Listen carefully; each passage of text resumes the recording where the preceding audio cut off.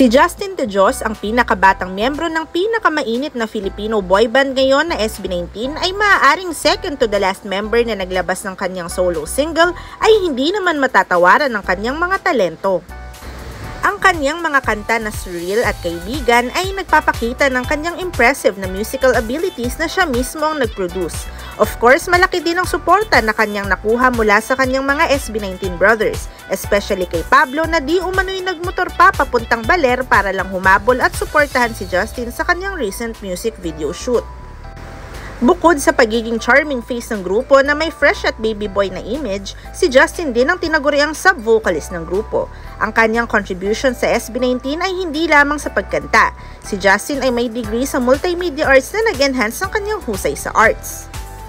Siya nga ay isang magaling na visual artist, isang creative director at siya rin ang nag-direct ng ilang music videos ng SB19.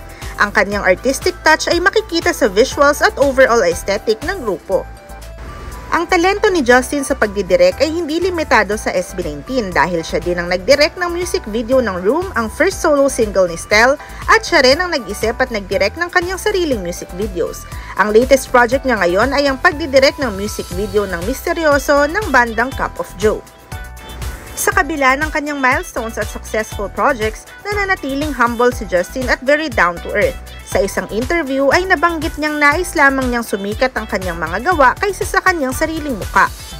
Actually, nung nag-plan kami for my branding as a solo, sabi ko, parang gusto ko low-key lang ako. Like, very low-key na gusto ko lang mag-release ng music and yung music ko is something lang na papakinggan ng tao because they want or napakinggan lang nila, madadaanan lang nila sa playlist. Something like that na hindi ko, parang I don't dream, hindi naman, I don't dream to be pessimist. Like, parang Michael Jackson. Like, I'm superstar or very famous Bigger someone. than life. Yeah. Gusto ko lang din na nasa, alam mo yung, sakto lang. I can, someone you just wanna be there. Yeah, singer, makapag-perform, nakakagawa ng something like this.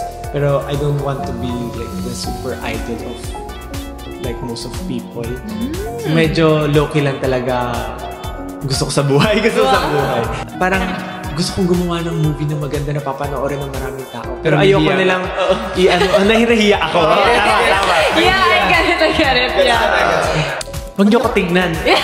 yung ginawa ko na lang. Ganun. Parang teka lang, mag-acting ako sa pinakamalaking movie in the world pero huwag niyo akong tignan. Parang ganun.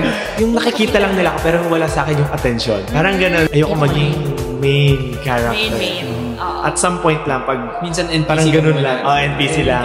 As a solo, parang di ko alam, pressure talaga ako mag-isa na lahat ng attention ng tao na sa akin, lahat nakatingin, hindi ko kaya.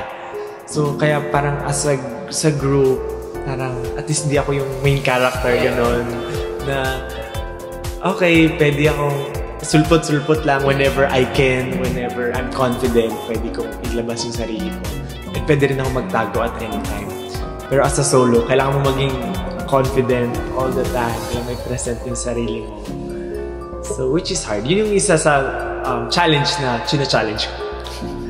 To be like a main character. Pag nakikita ko, let's say, ibang members, parang I needed to be like that na ma-feel ko rin na at some point, maging main character ako. Actually, hindi naman siya like a bad thing na yeah, of course not. Kailangan mo rin talaga yun kasi nakaka-inspire ka ng ibang tao. So parang I feel like defense mechanism siguro yung gano'n na innate siya sa akin na yun talaga yung personality ko. Pero in a way nga, inisip ko nga yung sinabi niya na sa perspective ng ibang tao, somehow, parang main character ka.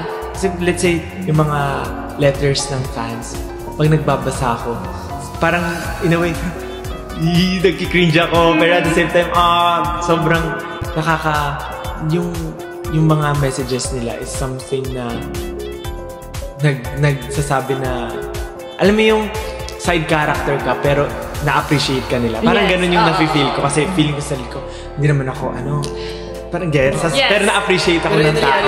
Kaya rin naka-small caps lahat ng names. Yes. Kasi nga, it's for like a smaller.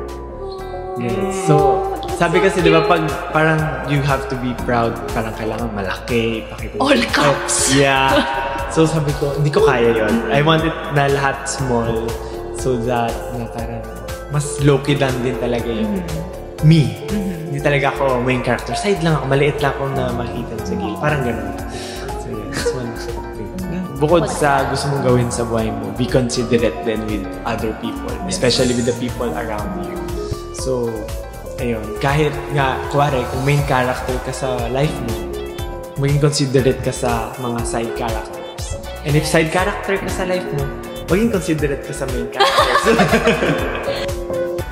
Nakakatuwa dahil pareho sila ng mindset ni Pablo na sinabi rin sa isang interview na kahit di raw siya sumikat ay okay lang basta mapakinggan lang ng mga tao ang kanyang mga ginawang kanta.